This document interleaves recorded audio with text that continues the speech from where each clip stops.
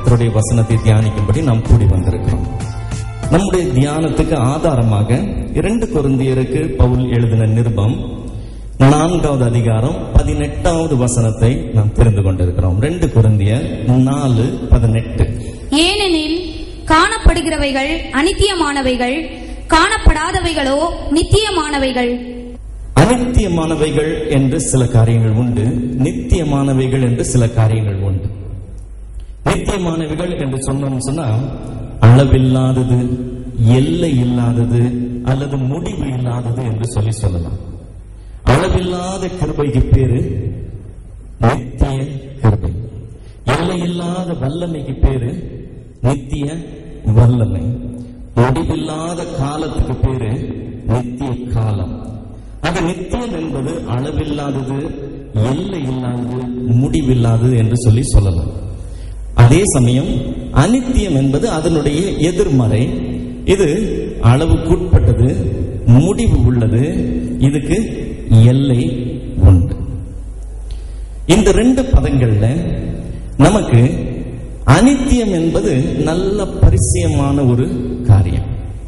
ஏன்னு சொன்னா நம்மளுடைய வாழ்க்கையே அநித்தியமானது. 100 வருஷத்துக்கு முன்னாடி நம்ம யாருமே இங்க கிடையாது. 100 வருஷத்துக்கு பின்பு நாம் யாரும் இங்க இருக்க போவதும் கிடையாது. இது அநித்தியமான ஒரு வாழ்க்கை.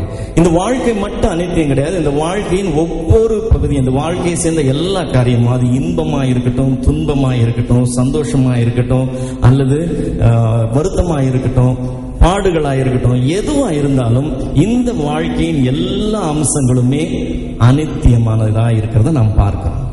சொல்ல போனா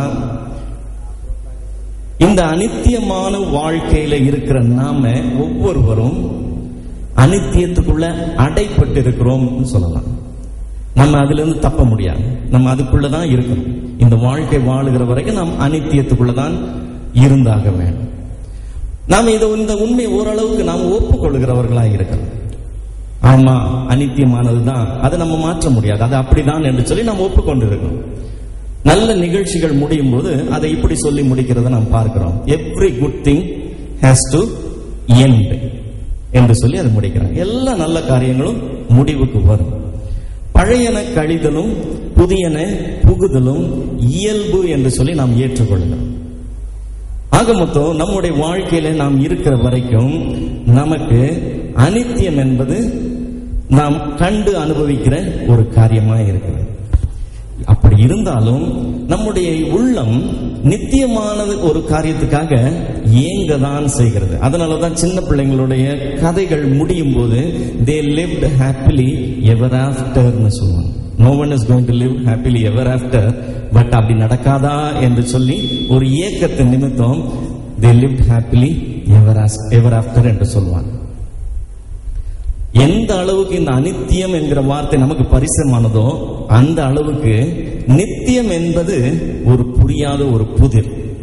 அது ஏன் புரியாத புதிர்னு சொல்றேன்னு சொன்னா, நித்தியமான காரியங்கள் என்று சொல்லி, நித்தியம் என்று சொல்லி நாம் எதையுமே பார்த்தது கிடையாது. கேள்விப்பட்டிருக்கிறோம், ஆனா நாம் கண்ணால பார்த்ததே கிடையாது, நாம் அனுபவித்ததே கிடையாது. ஒரு மேற்கோள் காட்டி பார்த்தீங்களா இதுதான் நித்தியம்னு சொல்லவே முடியாது. ஒரு காலத்துக்கு முன்னால விஞ்ஞானிகள் நம்மளுடைய யூனிவர்ஸ் அதுக்கு அழிவே கிடையாது, அது இன்ஃபினிட் யூனிவர்ஸ் சொல்லிட்டு இருந்தாங்க. அது நித்தியமான ஒரு வான மண்டலம் என்று சொல்லி சொன்னாங்க. ஆனா இன்றைய விஞ்ஞானிகள் அதை அப்படி சொல்றது இல்லை, அது தவறு, இது எல்லாம் அழிந்து போகுதுன்னு சொல்றாங்க. இதுக்கெல்லாம் ஒரு துவக்கம் இருந்தது, இதுக்கெல்லாம் ஒரு முடிவு இருக்க போகுது. நாம் காண்கிற வானம், நாம் காண்கிற நட்சத்திரங்கள், நாம் காண்கிற சூரியன், சந்திரன் முதற்கொண்டு எல்லாமே அழியதான் போகுதுன்னு சொல்லி விஞ்ஞானிகள் என்று சொல்றாங்க. ஆக நாம் வாழ்கிற வாழ்க்கை அநித்தியம், நாம் பார்க்கிற காரியங்கள் எல்லாம் அநித்தியம். அப்ப நித்தியம்னா என்னன்னு சொல்லி நமக்கு தெரிகிறது ரொம்ப கடினமான ஒரு காரியமா இருக்கு. No one has seen one-ended stick ன்னு சொல்லுவாங்க. வெறும் ஒரு முனை மட்டும் இருக்கிற ஒரு கோலை நாம் பார்த்ததே கிடையாது. ஒரு முனை நம்ம இங்க பார்த்துட்டோம்னு சொன்னா அதுக்கு அடுத்த முனை கண்டிப்பா இருக்கும்.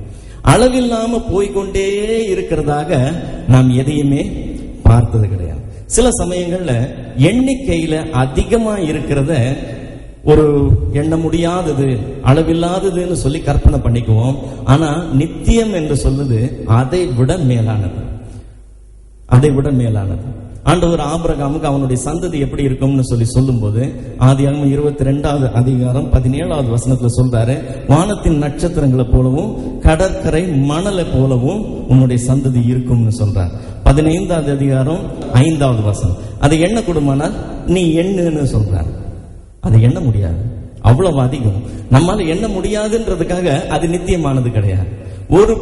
ஒரு கைப்பிடி நிறைய கடல் மண்ணை எடுத்தோம்னு சொன்னா அதுல மணல் பருக்கைகள் ஏறக்குறைய 50,000 இருக்கும் என்று சொல்லுகிறார்கள். ஒரு கைப்பிடியில 50,000 இருக்கும்னு சொன்னா மெரினா பீச் மொத்தத்துல எவ்வளவு இருக்கும்னு பாருங்க. மெரினா பீச், எலியட்ஸ் பீச் ரெண்டும் சேர்த்தா எவ்வளவு இருக்கும்னு பாருங்க. இந்தியாவில் இருக்க எல்லா பீச்சையும் சேர்த்தா எவ்வளவு இருக்கும்னு பாருங்க. உலகத்துல இருக்க எல்லா பீச்சையும் சேர்த்தா எத்தனை இருக்கும்னு பாருங்க. அது எண்ணிக்கவே முடியாது, எண்ணவே முடியாது. நம்மளுடைய கற்பனைக்கு அப்பாற்பட்டதாக இருக்கிறதை பார்க்கிறோம். ஆனாலும் அது நித்தியம் கிடையாது. அது எண்ணி முடிக்கணும்னு எண்ணி முடிக்க முடியும். அதுக்கு ஒரு எல்லை உண்டு. நித்தியம் என்பது அது தாங்க. நட்சத்திரம் அதை விட இன்னும் அதிகமானது. எல்லா கடல் மணலையும் நீங்க எண்ணினா கூட நட்சத்திரம் அதை விட அதிகமானதுன்னு சொல்லி விஞ்ஞானிகள் சொல்றாங்க. நம்முடைய மில்கி வே கேலக்சியில மட்டும் 10,000 கோடி நட்சத்திரங்கள் இருக்கா. நம்மளுடைய கேலக்சியில மட்டும், நம்முடைய கேலக்சியில இருக்க நட்சத்திரங்களை மாத்திரம் நாம் எண்ண ஆரம்பிச்சோம் சொன்னா ஒரு வினாடிக்கு ஒண்ணுன்னு எண்ணணும்னா 3171 வருஷத்துக்கு எண்ணணும். ஒரு வினாடிக்கு ஒண்ணுன்னு எண்ண ஆரம்பிச்சோம். இது மில்கி வே கேலக்சி மட்டும். இது போல இன்னும் எத்தனை கேலக்சி இருக்கா?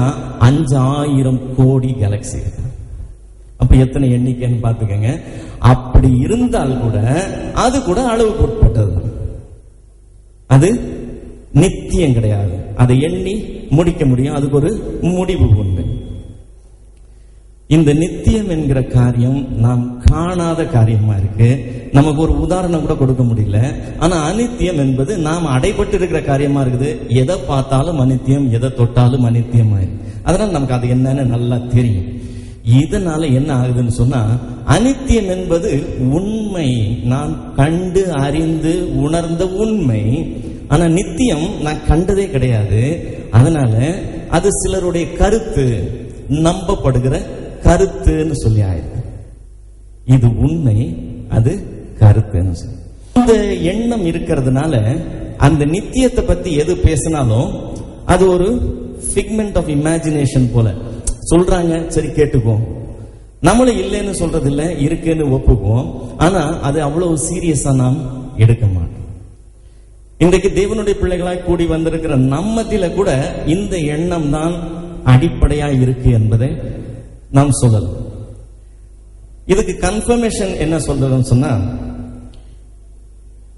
நாம இந்த அனித்தியத்தை விட்டு கடந்து போகும்போது நித்தியத்துக்குள்ள போகிறோம்னு சொல்லி நீங்களும் நானும் நம்பணும்னு சொன்னா, அந்த அனித்தியத்தை குறித்து எத்தனை தடவை நினைக்கணும்? ஒரு நாளைக்கு நினைக்காம இருக்கவே முடியாது. இல்ல, நினைக்காம இருக்கவே முடியாது. ஆனா எத்தனை தடவை நினைக்கிறோம்? இந்த மாதிரி கூட்டங்கள்ல அமர பண்ணி நம்ம இந்த டாபிக் எடுத்து இந்த வசனங்களை பேசினா நித்தியம் என்பது இருக்கு. இல்ல இது மாதிரி பாட்டுகளை கேட்கும்போது, உபதேசங்களை கேட்கும்போது நித்தியத்தை பற்றி யோசிக்கிறோம். பேங்க் போகும்போது நம்ம அதை பத்தி யோசிக்கிறது இல்லை. நாம் பஸ் படிக்கும் போது நித்தியத்தை பற்றி யோசிக்கிறது இல்லை. நம்முடைய வேலையில ஈடுபடும் போது நாம் நித்தியத்தை குறித்து யோசிக்கிறது இல்லை. அந்த ஞாபகம் கூட வருவதில்லை. ஏன்னு சொன்னா அது ஒரு கற்பனை பொருளாய் நம்பப்படுகிற, நம்பிக்கைக்கு ஏதுவான ஒரு கற்பனை பொருளா இருக்கு. ஆனா இதை குறித்து நாம் அதிகமா யோசிக்கிறோம். ஏன்னு சொன்னா இது மெய், இது நான் ஃபீல் பண்றேன், நான் டேஸ்ட் பண்றேன், நான் பார்க்கிறேன், எனவே இது மெய் என்று சொல்லி ஆயிடும். வாழ்க்கையை ஒரு பிரயாணம்னு சொல்லுவாங்க.